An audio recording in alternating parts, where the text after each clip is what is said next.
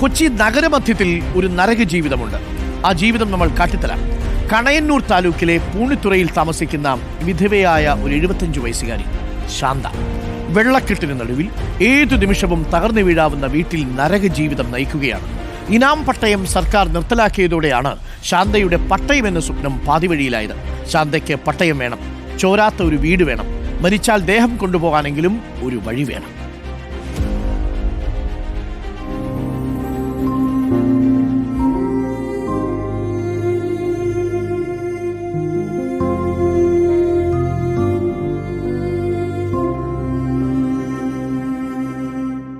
എഴുപത്തഞ്ചുകാരിയായ ശാന്തയുടെ ദുരിത ജീവിതം കാലങ്ങളായി ഈ ചെളിക്കുഴിയിലാണ്.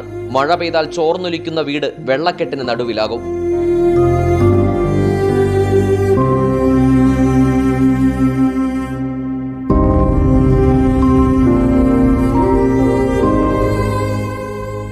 കിടക്കാൻ നിവൃത്തിയില്ല എനിക്കിതിനകത്ത്. മുഴുവൻ ഇടിഞ്ഞ് പൊളിഞ്ഞ് താഴത്തേക്ക് വീണ് മേത്തോട്ട് വീഴണില്ലെന്ന് മാത്രമേ ഉള്ളൂ. അവിടെ ഇവിടെയൊക്കെ ആയിട്ട് വീണ് ദൈവം കള്ളിക്കൊള്ളാതെ ദുരിതത്താക്കി. അല്ലെ പണ്ടേ എനിക്കെല്ലാം എനിക്ക് കിടപ്പടം ഒന്ന് വെള്ളം വീഴാതെ എനിക്ക് കിട്ടിയതിനകത്തൊന്ന് കിടന്നാൽ എനിക്കൊരു വഴി കിട്ടിയാൽ മതി. എനിക്ക് ഏറ്റവും വലുതാണ്. ഞാൻ മരിച്ചാൽ പോലും എനിക്കൊന്ന് പോകാൻ, എന്നെ കൊണ്ടുപോകാൻ ഒരു വഴി പോലും എനിക്ക് അത്ര അവശതയിലാണ് ഞാൻ കിടന്നത്. മേൽക്കൂരയിൽ നിന്ന് അടർന്നു വീണു തീരാറായ കോൺക്രീറ്റ് പാളികളിലെ കമ്പികളെല്ലാം പുറത്തെത്തി. ഏത് നിമിഷവും നിലം പൊത്താം. തുള്ളിതോരാതെ മഴ വീടിനുള്ളിൽ പെയ്യാൻ തുടങ്ങിയതോടെ അപകടം മണത്ത KSEB വൈദ്യുതി കണക്ഷനും വിച്ഛേദിച്ചു. അതോടെ ജീവിതം പാടെ ഇരുട്ടിലായി.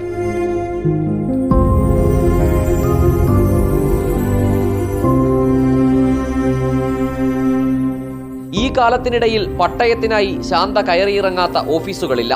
ഓടിയോടി ഒടുക്കമാണ് ലഭിക്കേണ്ടത് ഇനാം പട്ടയമാണെന്ന മറുപടി അധികാരികൾ നൽകിയത്.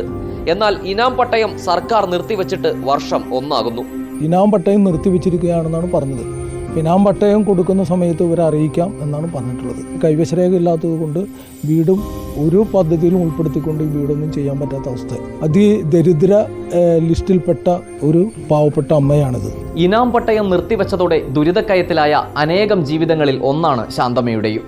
ഏത് നിമിഷവും നിലം പൊത്താൻ സാധ്യതയുള്ള ഈ വീട്ടിലാണ് ശാന്തമ്മയും മകനും ദിവസങ്ങൾ എണ്ണി കഴിഞ്ഞുകൂടുന്നത്.